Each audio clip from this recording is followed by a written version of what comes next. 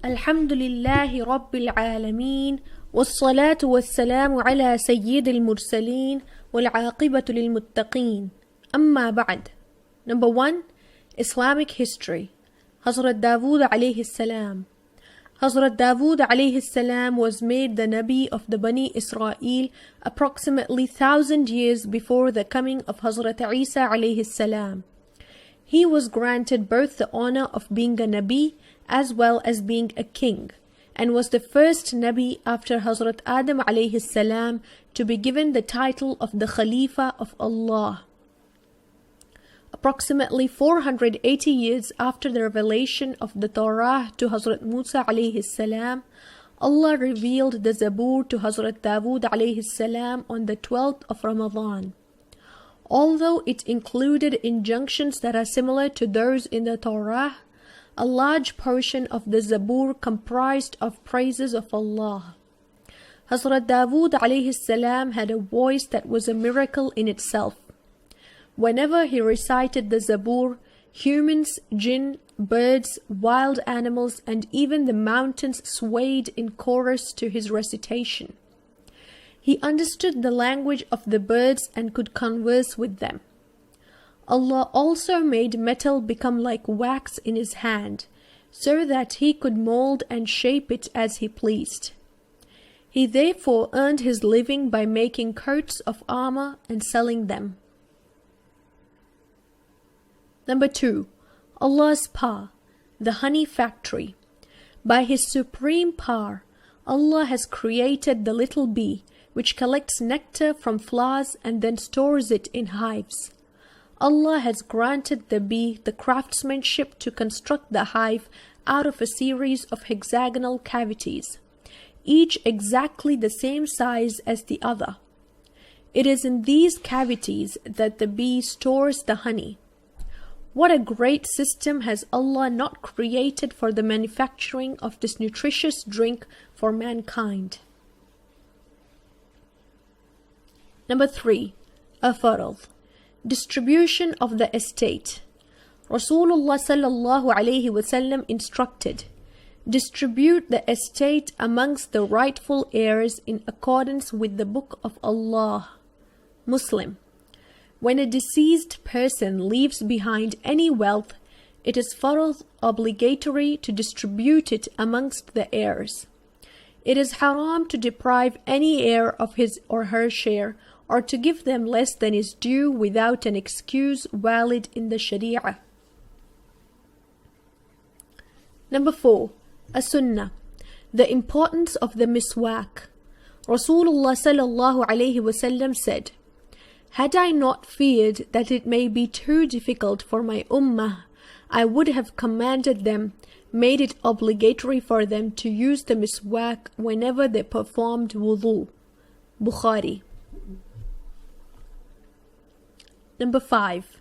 An-Nafl. Fulfilling the need of a Muslim. Rasulullah sallallahu alayhi wasallam said, when a person alleviates the difficulty of another Muslim, Allah will alleviate his difficulties on the day of Qiyamah. Muslim. Number 6. A sin.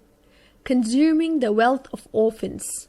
Allah says, indeed those who unjustly use the wealth of orphans, they eat only fire in their bellies, because the end result of this will be their entry into Jahannam. Very soon they shall enter the blaze, Jahannam. Surah Nisa, verse 10. Number 7. This world. Only Allah increases and limits sustenance. Allah says in the Quran, Allah increases sustenance for whoever He pleases, and reduces sustenance for whoever He pleases. They, the kuffar, rejoice, boast about their wealth and positions in the life of this world, whereas the life of this world is a worthless article in comparison with the Achira. Therefore, despite their boasting, they have nothing if they do not earn the pleasures of the Akhirah. Surah Ra'ad, verse 26. Number 8. The Akhirah. the food of the people of Jahannam. Allah says in the Quran, "There shall neither be any friend for him today to assist him, nor any food except the filth remaining after washing, the pus and blood oozing from the wounds of the people of Jahannam. It is a food that only the sinners shall eat it in Jahannam." Surah Haqqah, verses 35 to 37. Number 9. Cures from the Quran and Rasulullah sallallahu alayhi wasallam. Healing a scorpion's sting. Hazrat Ali radiallahu anhu reports that Rasulullah sallallahu alayhi wasallam was once performing a salah when a scorpion stung him. He killed the scorpion, and once the salah was over, he said, "May Allah curse the scorpion. It leaves neither the person in salah nor the one out of salah." Rasulullah sallallahu alayhi wasallam then asked for some water and salt mixed with them in a dish. Therefore, Rasulullah sallallahu alayhi wasallam continued pouring the water over the injured finger and rubbing it, as he recited Surah Falaq and Surah Nas and blew on the wound. Bayhaqi. Number 10. Quranic Advice. Allah says in the Quran, "Give the orphans in your care their wealth when they reach the age of maturity and understanding, and do not exchange the bad for the good. Do not take what is valuable from their wealth and replace it with something inferior.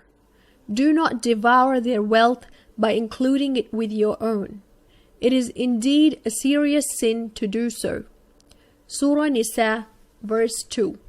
سبحان ربك رب العزة عما يصفون وسلام على المرسلين والحمد لله رب العالمين.